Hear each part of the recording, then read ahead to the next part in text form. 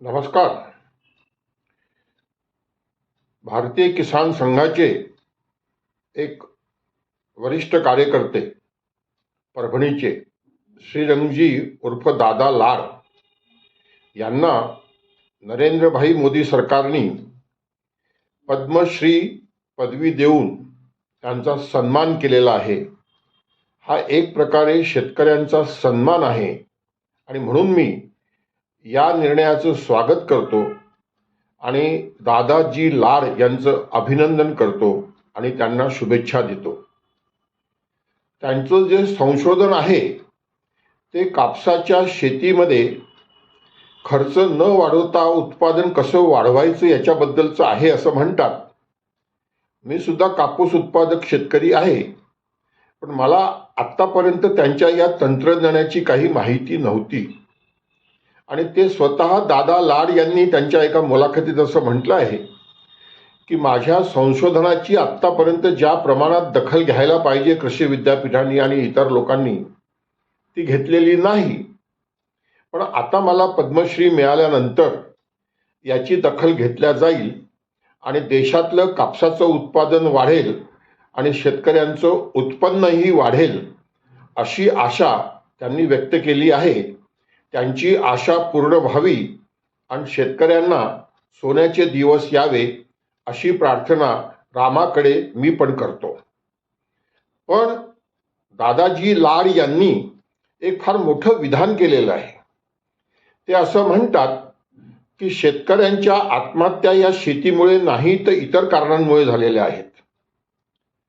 मला दादाजींना एकच प्रश्न विचारायचा आहे की 2014ला निवडणुकीत आमचे प्रधानमंत्री ज्यांनी यांना पद्मश्री दिलेली आहे ते जाहीर भाषणात असं म्हणायचे की मनमोहन सिंग सरकारचं शेतकरी धोरण हे मर जवान मर किसान आहे. आम्ही सत्तेत आलो तर शेतकऱ्यांना सगळ्या खर्चावर 50% नफा जोडून भाव देऊ स्वामीनाथन आयोगाप्रमाणे आणि जय जवान जय किसान करू. आणि अशी किंमत मिळाल्यानंतर मग शेतकरी आत्महत्या का करतील तर लोक म्हणायचे नाही करेंगे नाही करेंगे. त्याच्याबद्दल दादाजींचं काय मत आहे मला माहिती नाही, पण दादाजी स्वतः असं म्हणतात की मी भारतीय किसान संघाचा कार्यकर्ता आहे. मी दादाजींना प्रश्न विचारतो की 2008 मध्ये फरवरी महिन्यात भारतीय किसान संघाचं सुरतमध्ये अधिवेशन झालं होतं. मी हे दाव्याने याच्याकरता म्हणतो की माझ्याजवळ पुरावा आहे म्हणून.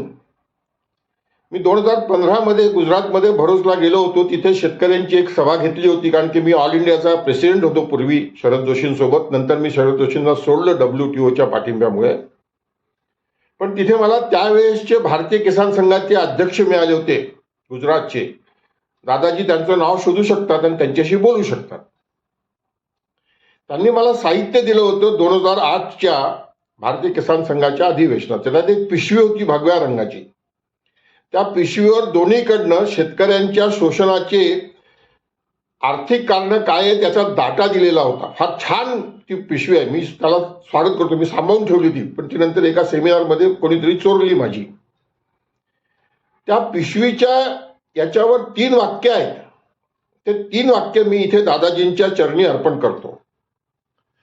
गांव का किसान दौड़ रहा है शहर की ओर, क्या वजह है किसानों की खुदकुशी के पीछे, क्या वजह है किसान पुत्र को अपनी लड़की बेटी न देने के लिए.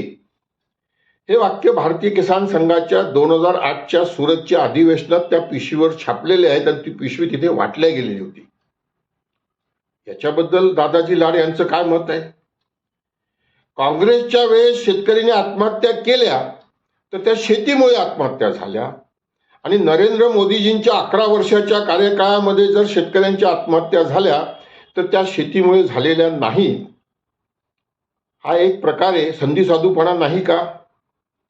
मला असं वाटतंय की संघाच्या शिकवणीमध्ये अशा पद्धतीचा संधिसाधूपणा चालत नाही. दुसरा मुद्दा हा की ते म्हणाले की भारतीय किसान संघ आता बाल्यावस्थेत आहे आणि म्हणून आम्ही शेतीमालाच्या रास्त भावाची मागणी करू शकत नाही. जेव्हा आमची ताकद होईल आणि ताकदीपुढे सगळे झुकतात आणि ताकद जर झाली तर मग सरकारला सुद्धा झुकावं लागेल शेतकऱ्यांच्या पुढे, या मताशी मी सहमत आहे. पण मग संघ हा दावा का करतो की आमच्यामुळे मोदींचं सरकार निर्माण झालेलं आहे? हे सगळं विरोधाभास आहे. हा सगळा संधी साधूपणा आहे. 6,000 रुपये PM किसान सन्मान निधी हा काय शेतकऱ्यांचा सन्मान आहे का? 5 किलो फुकट धान्य हा काय शेतकऱ्यांचा, शेतमजुरांचा सन्मान आहे का? 1,500 रुपये लाडकी बहीण हा काय शेतकऱ्यांचा सन्मान आहे का? भारतीय किसान संघाच्या त्या अधिवेशनाच्या त्या पिशवीवर जे सगळे आकडे लिहिलेले आहेत, त्या आकड्यांचा मी आजही समर्थक आहे, उद्याही समर्थक राहणार आहे. आणि त्याच्याकरता करणारं राजकारण, अर्थकारण आणि समाजकारण जर संघ करणार असेल तर मग संघासोबत सगळे शेतकरी, शेतमजूर सुद्धा उभे राहू शकतात. पण हे म्हणण्याची हिंमत मोदींच्या विरोधात, की मोदींनी गेल्या 11 वर्षात काँग्रेसपेक्षा जास्तही शेतकरी, शेतमजुरांची लूट केलेली आहे, ही म्हणण्याची हिंमत आहे का? मी गुजरातमध्ये गेलो होतो, शेवटचं सांगतो, आता 3 महिन्यापूर्वी, आणि तिथे मी खेडूत समाजाच्या जाहीर सभेमध्ये म्हटलं की गेल्या 25 वर्षापासून गुजरातमध्ये भारतीय जनता पार्टीचं सरकार आहे. मोदीजी, शहाजी हिंदू हिंदू करतात, पण या 25 वर्षात गुजरातच्या हिंदू शेतमजुराची मजुरी किती वाढवली हे तरी यांनी आम्हाला सांगावं. दादाजी लाड यांना विनम्र माझा हा प्रश्न आहे की माझा हा प्रश्न चुकला कसा हे त्यांनी सांगावं. त्यांच्या पुढील आयुष्याकरता मी त्यांना खूप खूप शुभेच्छा देतो आणि त्यांच्या आशीर्वादाची प्रार्थना करतो. नमस्कार, धन्यवाद. जय जवान, जय किसान.